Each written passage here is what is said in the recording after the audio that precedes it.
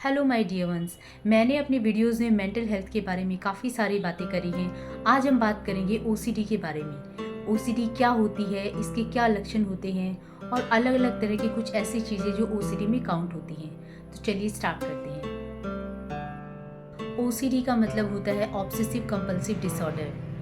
मतलब इसमें क्या होता है, थॉट्स वगैरह आपके कुछ ऐसे होते हैं जो रिपीटेटिव होते हैं। जैसे बार बार किसी चीज़ को चेक करना, जैसे ताले को चेक करना, क्या मैंने बंद कर दिया है या नहीं, बार बार उसे चेक करना। ये सब बहुत छोटी छोटी चीज़ें होती हैं, लेकिन ये सब जब बहुत बार हम करते हैं या हमारी हैबिट बन जाती है तो हम सोचते हैं ये ओवर थिंकिंग है। या फिर बार बार लोगों से पूछना कि जो भी मैंने किया वो सही है या नहीं, मैं सही हूँ या नहीं, मतलब अपने आप को सही कराना लोगों के सामने।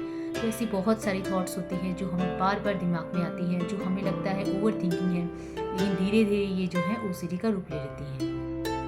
इसके अलावा कुछ ओसीडी के पेशेंट ऐसे होते हैं जिन्हें सेक्सुअल थॉट आते हैं। वो सेक्सुअल थॉट उन्हें भगवान की मूर्ति को देख के या अपनी किसी रिलेटिव, अपनी मदर या अपनी किसी भी कज़न सिस्टर, इनको देख के भी आ जाते हैं।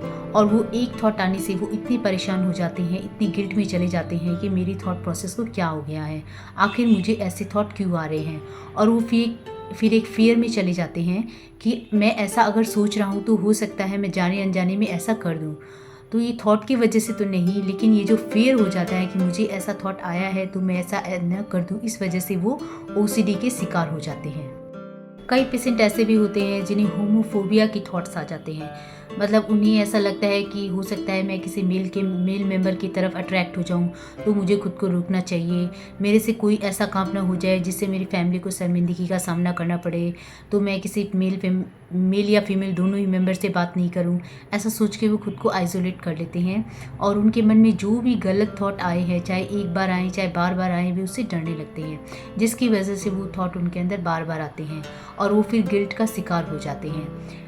कुछ ऐसे लोग हैं जो घर से निकलते हैं तो वो हर एक मंदिर के सामने हाथ जोड़ते हुए जाते हैं कि जो भी आज तक मेरे मन में गलत थॉट आई है वो चली जाए, उसके लिए मुझे माफ़ कर दो, या मेरे मन में कोई भी थॉट ना आए। और अगर उनके मन में फिर भी कोई थॉट आती है तो वो पूरी तरह से डर जाते हैं कि अब मेरा कुछ नहीं हो सकता, अब मेरी ऐसी थॉट प्रोसेस हो चुकी है। तो इस तरह से वो ओसीडी के शिकार हो जाते हैं। ओसीडी 15 से 24 साल के बच्चों में भी हो जाती है, क्योंकि टीनेजर का मन जो होता है वो बहुत ही कोमल होता है। कुछ स्कूल में इस तरह की इंसिडेंट होना या घर पे इस तरह की इंसिडेंट होना, उससे जुड़े हुए कुछ ऐसे थॉट्स आ जाना जो आपके मन को एकदम डरा देते हैं कि अगर मेरे मन में ये थॉट आ गई यानी मेरा थॉट प्रोसेस ऐसा ही हो जाएगा। उस समय अगर उन पर कोई ध्यान दे ले, उन्हें कोई नोटिस कर ले, तो इस चीज़ को समझा के या काउंसलिंग करके ठीक किया जा सकता है। क्योंकि अगर ये बहुत दिनों तक रह जाती है तो ये ओसीडी की समस्या बन जाती है। और ओसीडी की समस्या जितने दिनों तक बढ़ती जाती है, उसका इलाज करने में उतना ही टाइम लगता है। जिनको सीवियर ओसीडी होती है उनको 8-10 महीने भी लग जाते हैं, स्टार्टिंग में उनको मेडिसिन भी लेनी पड़ती है। तो इसीलिए आप कोशिश करिए कि मेंटल हेल्थ के बारे में कॉन्शियस रहिए। अगर किसी भी फैमिली मेम्बर्स को इस तरह की कोई प्रॉब्लम आ रही है तो उनकी काउंसलिंग करिए और उनको समझिए। जो भी ऐसे मेंबर हैं जो अपने आप को आइसोलेट कर रहे हैं आपसे, तो उन्हें समझने की कोशिश करिए। दोस्तों, आपको मेरे मेंटल हेल्थ से रिलेटेड वीडियो कैसे लगती हैं? अगर आपको मेरे वीडियो अच्छी लगती हैं तो प्लीज़ मेरे चैनल को सब्सक्राइब करिए।